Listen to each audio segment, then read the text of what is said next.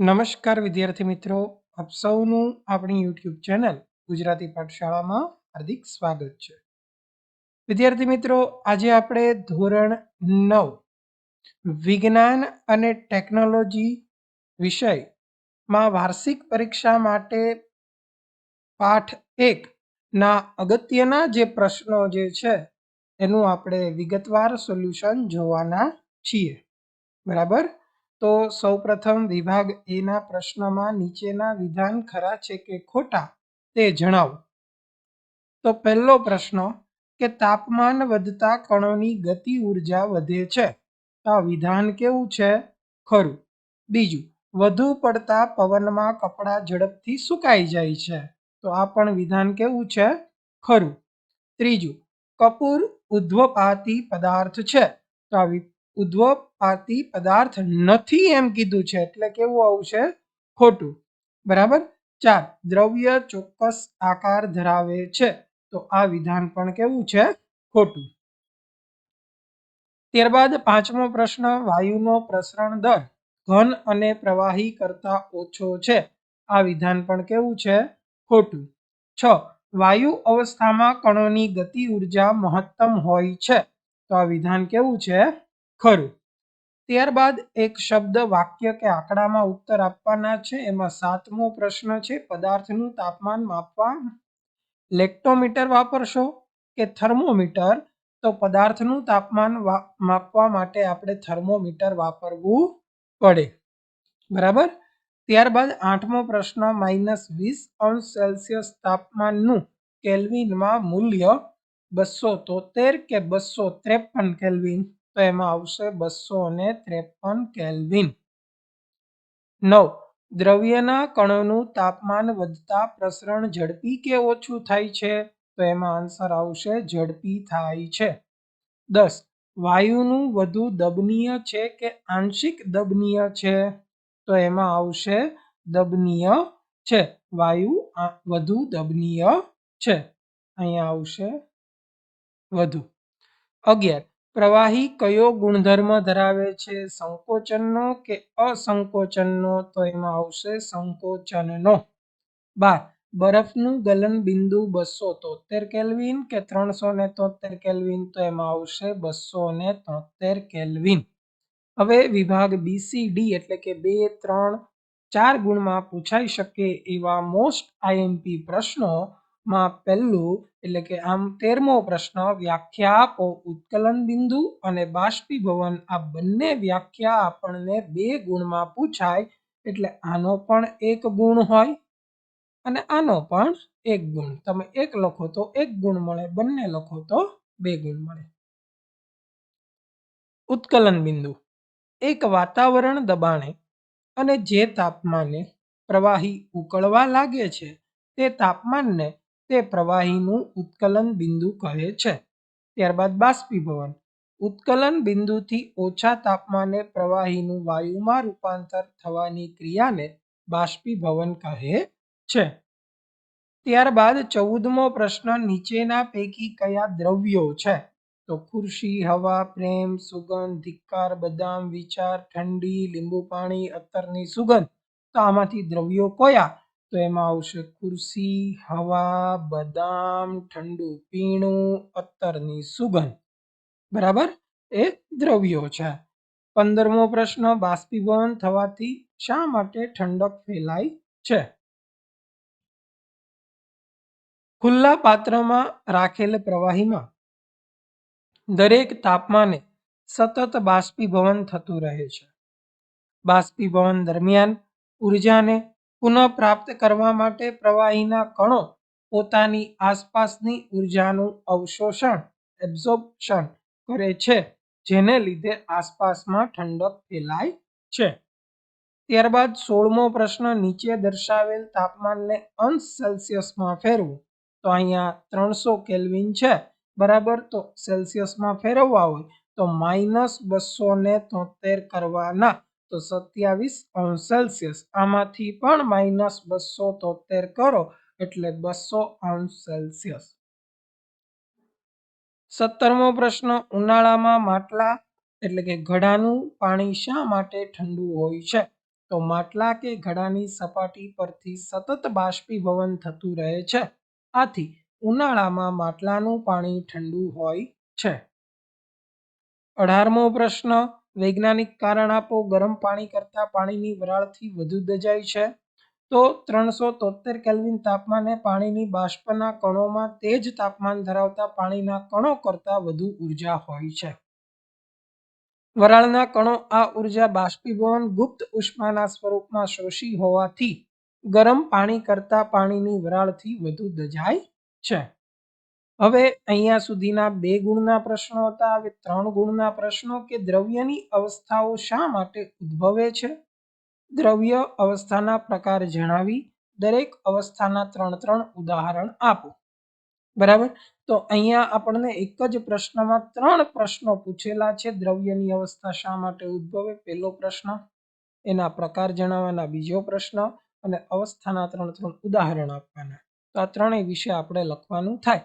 તો સૌ પ્રથમ પહેલું કે દ્રવ્યના કણો લાક્ષણિકતાઓ અને આંતર આણ્વીય આકર્ષણ બળની પ્રબળતા જુદી જુદી હોવાના કારણે દ્રવ્યની અવસ્થાઓ ઉદ્ભવે છે. બીજું એના પ્રકાર, તો કે દ્રવ્યની 3 અવસ્થા છે, ઘન, પ્રવાહી અને વાયુ. હવે ત્રણેયના 3 આપણે ઉદાહરણ આપવાના. તો ઘન અવસ્થામાં તાંબુ, લોખંડ, બરફ. પ્રવાહી અવસ્થામાં પાણી, પેટ્રોલ, આલ્કોહોલ. વાયુ અવસ્થામાં હવા, નાઇટ્રોજન, ઓક્સિજન. બરાબર, આના સિવાય પણ બીજા તમે કોઈ 3 ઉદાહરણ લખી શકો. 20મો પ્રશ્ન, નીચેની આકૃતિ પરથી પ્રશ્નના ઉત્તર આપો. તો અહીંયા આકૃતિ છે, તો આકૃતિ કઈ પ્રક્રિયા સૂચવે છે. આ પ્રક્રિયા દ્વારા કયા પદાર્થોનું અલગીકરણ કરી શકાય. આકૃતિમાં થતી પ્રક્રિયાના આધારે શાહીનો કયો ગુણધર્મ સમજી શકાય છે. બરાબર, તો સૌપ્રથમ આકૃતિ કઈ પ્રક્રિયા સૂચવે છે, તો એમાં આવશે બાષ્પીભવન. આ પ્રક્રિયા દ્વારા કયા પદાર્થોનું અલગીકરણ કરી શકાય, તો એમાં આવશે અબાષ્પશીલ પદાર્થો. આકૃતિમાં થતી પ્રક્રિયાના આધારે શાહીનો કયો ગુણધર્મ સમજી શકાય છે, તો એમાં આવશે અબાષ્પશીલ પદાર્થો. 21મો ઘન અવસ્થાના ગુણધર્મો આપણે જણાવવાના છે. તો ઘન અવસ્થાના ગુણધર્મો નીચે મુજબ. પહેલું, ઘન પદાર્થને ચોક્કસ આકાર, કદ અને સીમા હોય છે. બીજું, ઘન પદાર્થ પર બાહ્ય દબાણની ખાસ અસર થતી નથી અને તેથી સંકોચન પામતા નથી, એટલે કે અદબનીય છે. ઘન પદાર્થ તરળ હોતા નથી, આથી વહી શકતા નથી. 4, બાહ્ય બળ લગાડવાથી ઘન પદાર્થ તૂટી શકે છે, પરંતુ તેમના આકારમાં ફેરફાર થવો મુશ્કેલ છે, આથી તેઓ દ્રઢ હોય છે. સ્પંજ એટલે કે વાદળી ને આપણે દબાવી શકીએ છીએ, કારણ કે તેના ઘટક કણોની વચ્ચે રહેલી જગ્યામાંની હવા બહાર નીકળી જાય છે, પરંતુ તેની અવસ્થા બદલાતી નથી. 22મો પ્રશ્ન, 4 ગુણ પ્રવાહી અવસ્થાના ગુણધર્મો જણાવો. તો એનો પહેલો ગુણધર્મ, પ્રવાહી પદાર્થને નિશ્ચિત આકાર હોતો નથી, પરંતુ તે નિશ્ચિત કદ ધરાવે છે. પ્રવાહીને જે પાત્રમાં ભરવામાં આવે તે પાત્ર જેવો આકાર ધારણ કરે છે. 3, પ્રવાહીમાં વહનશીલતાનો ગુણ છે, તેથી તેનો આકાર બદલાય છે. 4, પ્રવાહી તરળ છે, પરંતુ સખત નથી. 5, ઘન અને પ્રવાહી પદાર્થોનું પ્રવાહીમાં પ્રસરણ સંભવી શકે છે. 6, વાતાવરણમાંનો ઓક્સિજન અને કાર્બન ડાયોક્સાઇડ વાયુ પાણીમાં પ્રસરણ પામે છે અને કંઈક અંશે દ્રાવ્ય થાય છે, આમ વાયુ પણ પ્રવાહીમાં પ્રસરણ પામી શકે છે. 7, ઘન પદાર્થની સરખામણીમાં પ્રવાહીનો પ્રસરણ દર વધુ હોય છે, કારણ કે પ્રવાહી અવસ્થામાં દ્રવ્યના કણો સ્વતંત્ર રૂપે ગતિ કરે છે અને ઘનની સાપેક્ષે પ્રવાહીના કણો વચ્ચે અવકાશ વધુ હોય છે. 8, પ્રવાહી ઘનની સરખામણીમાં વધુ સંકોચન પામી શકે છે. પ્રવાહીને દબાણ આપતા તેના કદમાં નહિવત ઘટાડો થાય છે, જેને પ્રવાહીનું અસંકોચન કહે છે. તો આ હતા પ્રવાહીના ગુણધર્મો. ત્યારબાદ 3 ગુણમાં વાયુ અવસ્થાના ગુણધર્મો આપણને પૂછાય, તો એમાં આપણે એ ગુણધર્મો નીચે મુજબ લખી શકીએ. એમાં પહેલો કે વાયુ પદાર્થને પોતાનો ચોક્કસ આકાર કે કદ હોતું નથી, પરંતુ ચોક્કસ દળ હોય છે. ઘન તેમજ પ્રવાહીની તુલનામાં વાયુનું સંકોચન એટલે કે કમ્પ્રેશન ઘણી વધુ માત્રામાં થાય છે. આપણા ઘરમાં ખોરાક રાંધવા માટે વપરાતો પ્રવાહીકૃત પેટ્રોલિયમ વાયુ એટલે કે liquefied petroleum gas LPG cylinder અથવા તો હોસ્પિટલોમાં વપરાતા ઓક્સિજન સિલિન્ડરમાં સંકોચિત વાયુ હોય છે.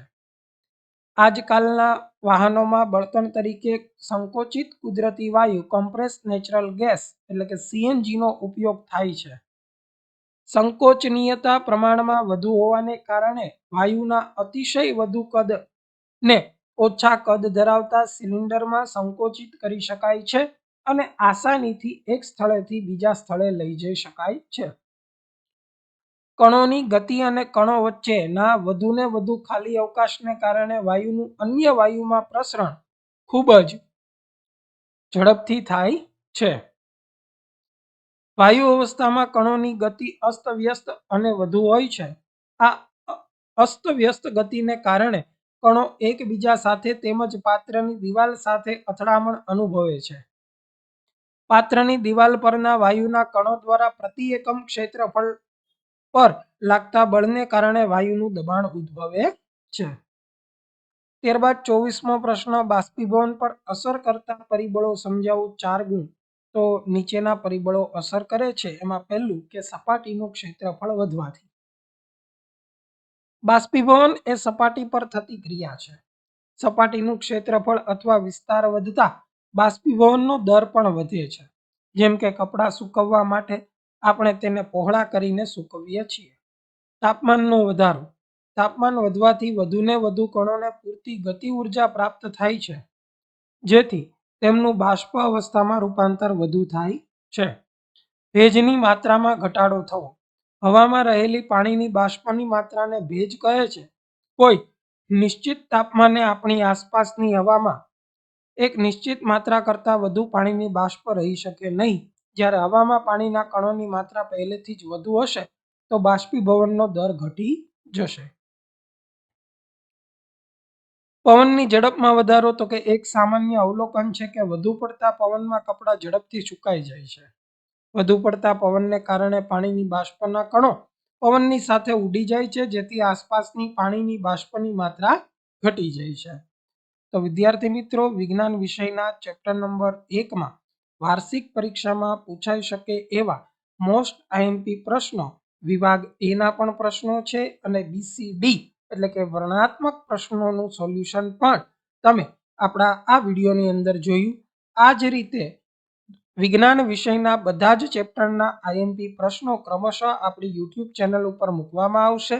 તો આજે જ અમારી ચેનલને સબસ્ક્રાઇબ કરો, બાજુમાં રહેલ બેલ આઇકોન જરૂરથી દબાવો, જેથી કરીને અમારા વિડીયોની નોટિફિકેશન આપ સુધી સૌથી પહેલા મળી રહે. Thank you for watching.